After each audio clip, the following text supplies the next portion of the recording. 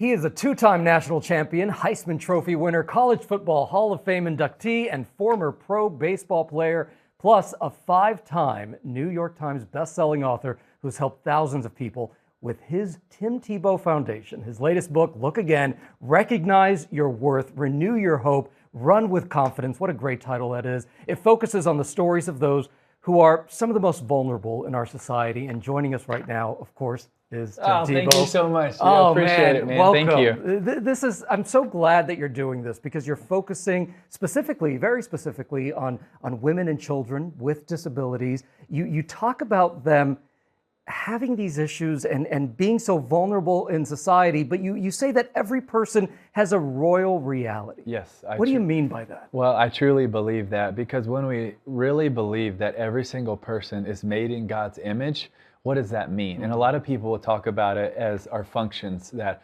we are relational, rational, or functional. That we were created with a rational mind, or relational with God and with one another, or functional to rule and reign and subdue the earth.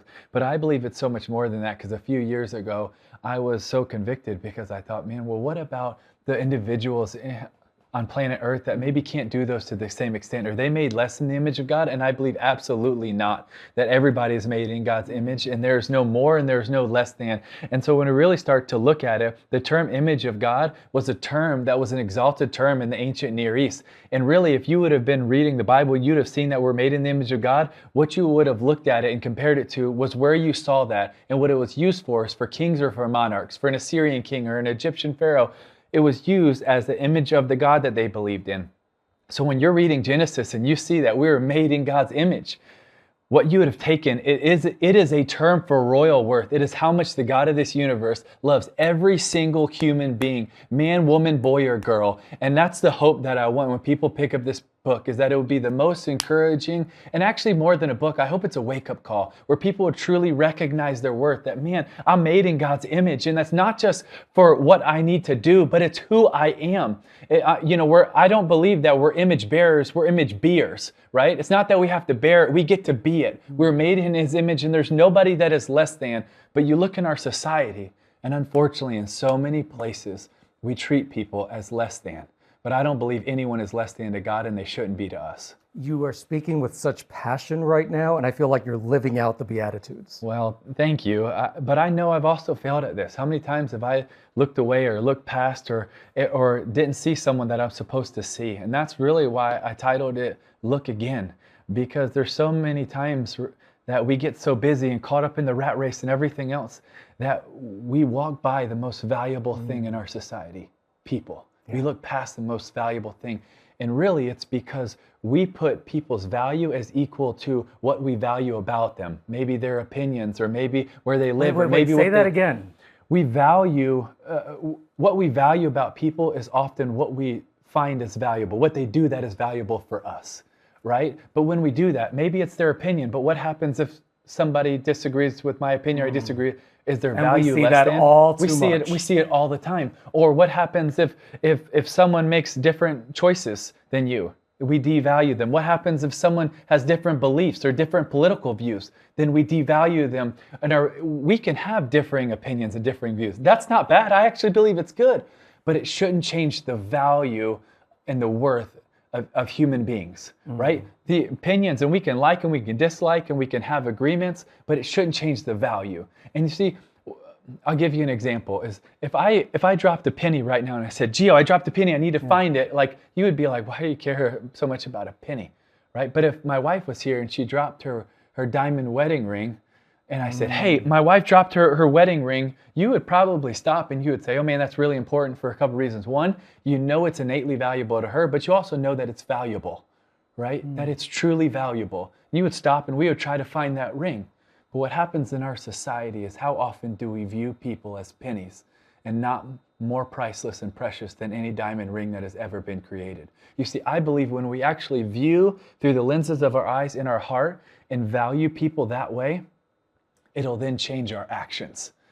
Because if I really value something, how could I continue to walk past or look around or not see them? I have to stop, because now I value them so much. And now I'm going to stop and treat them as valuable.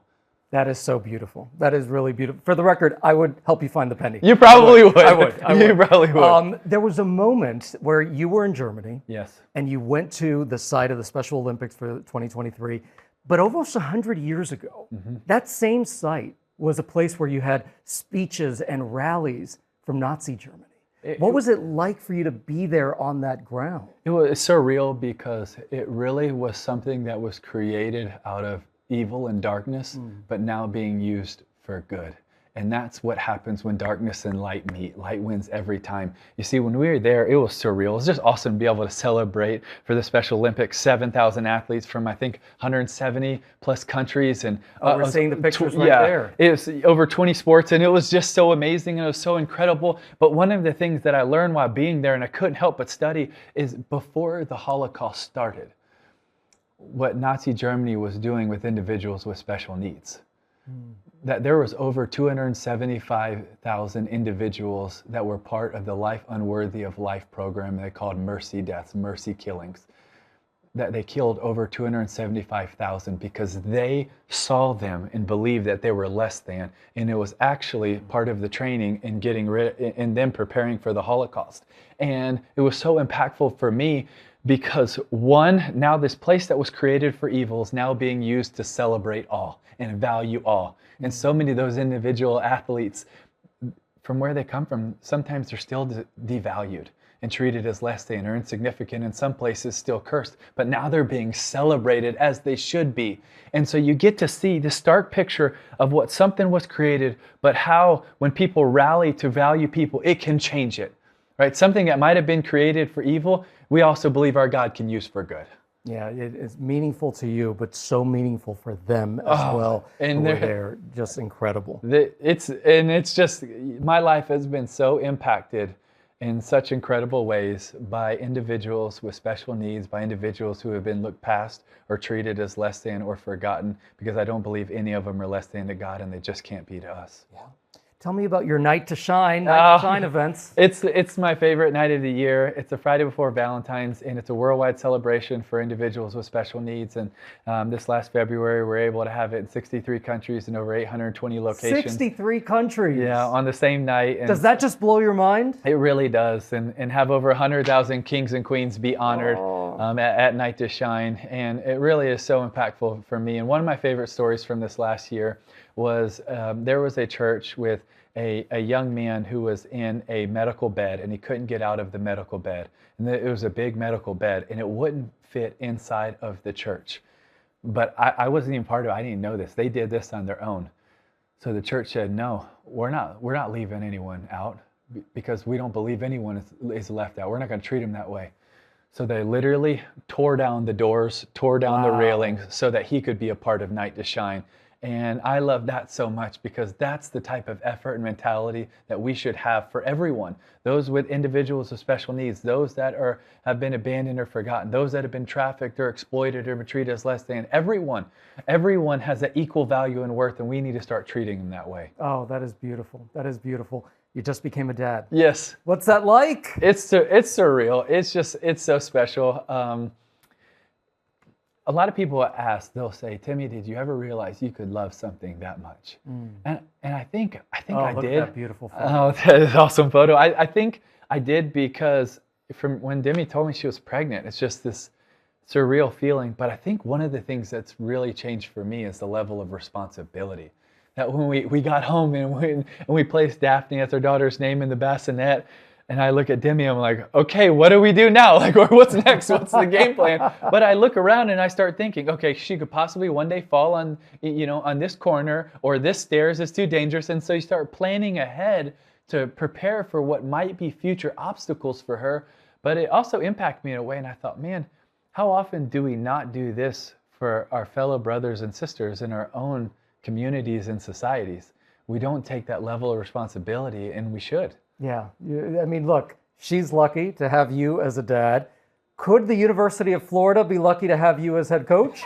No. No? I love Florida, and I bleed orange and blue. I really do. But I really feel like what we get to do in serving the MVP, the most vulnerable people, is really such a big part of what I was created to do. And so I love it, and I really do believe it's what I'm called to do. Well, and I love that you said that, because I know that you have said that getting cut in 2021 was really a blessing for you. And we can see right here in this conversation how passionate you are. You have found your life. Thank you, Gio. Appreciate you, man. Thank you so much. Appreciate you. Appreciate you.